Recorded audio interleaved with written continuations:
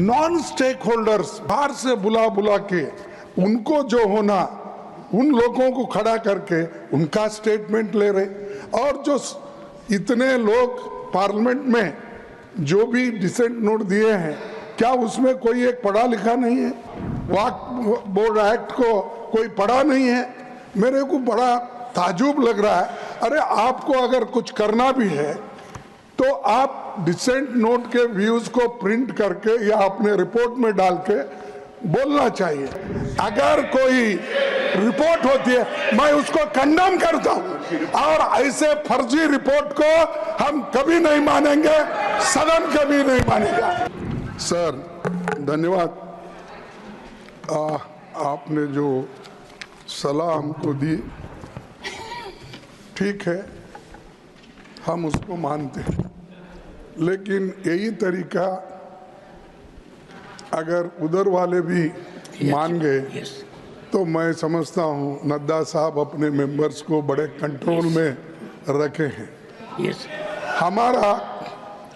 हमारा एक ही विषय है, जो वक्फ बोर्ड की जेपीसी की रिपोर्ट है, जिस रिपोर्ट में अनेक सदस्यों ने अपना डिसेंट नोट दिया है, वो नोट देने के बावजूद भी प्रोसीडिंग से निकालना और उन मेजॉरिटी मेंबर्स के व्यूज सिर्फ उसमें रखकर बुलडोज करना, ये ठीक नहीं है, ये कंडेमेबल है और एंटी डेमोक्रेसिक है, एंटी प्रोसीजर है।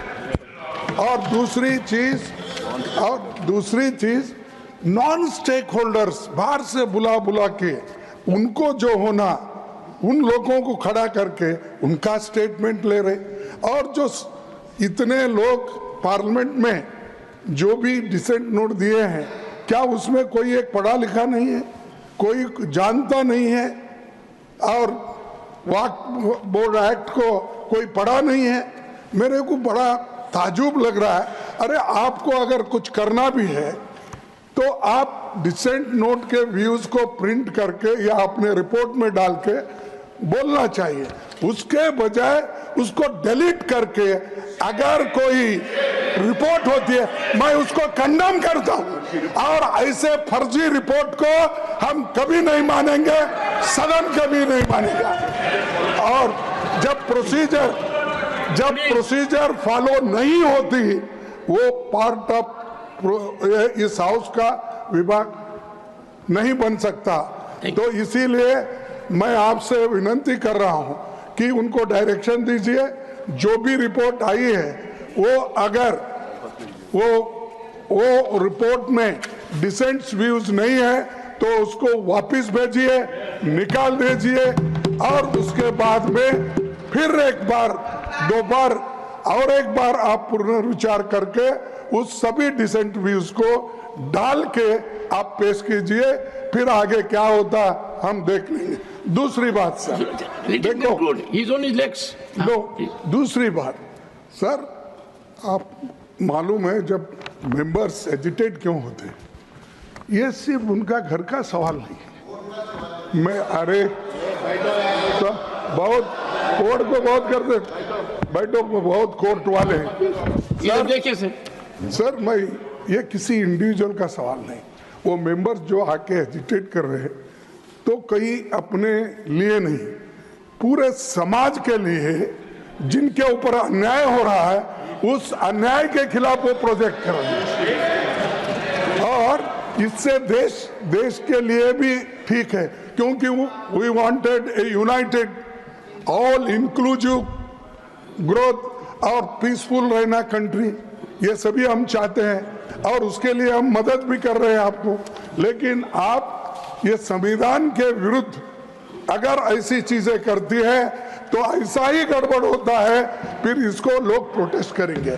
तो मैं नड्डा साहब से विनती करता हूं, क्योंकि नड्डा साहब जरा कम से कम पीसफुली सुनते हैं पहले के मेंबर्स लीडर के जब मुकाबले में। मैं एक दूसरे की मुकाबला नहीं कर रहा हूँ। कहते हैं, he is not a member of this house. He is not a member of that. Okay ठीक है, मैं कभी कभी याद दिलाना पड़ता ठीक है सर, ठीक। जैसा इतिहास का आप जिक्र करते हैं, राम का, विक्रमादित्य का, ये कृष्ण जैसा का। जिक्र करते हैं, वैसा मैं उनको ये बोल रहा हूं कि आप प्रेसिडेंट भी हो, आपका इन्फ्लुएंस इसमें जरूरी है। आप इसको विड्रॉ करने के लिए, और इसको अनकॉन्स्टिट्यूशनल है, इसीलिए जेपीसी को फिर से आप भेजिए और इसको आप प्लेस करने के लिए। सर आप रिफ्यूज कर सकते हैं, कितने गवर्नर बिल्स रिफ्यूज करके वापस भेजे हैं हर स्टेट में सर गवर्नर छोटे छोटे रीजन जो संबंधित नहीं है, तमिलनाडु का गवर्नर भेजता है और कर्नाटक भेजते हैं, हर जगह। इसीलिए मैं बोलता हूँ आप वो डिसेंट नोट्स को डलवाइए, फिर से उसको रिपोर्ट में डालिए, तब तक ये वापस भेजिए और आप करना चाहिए। मैं आपसे विनती करता हूँ।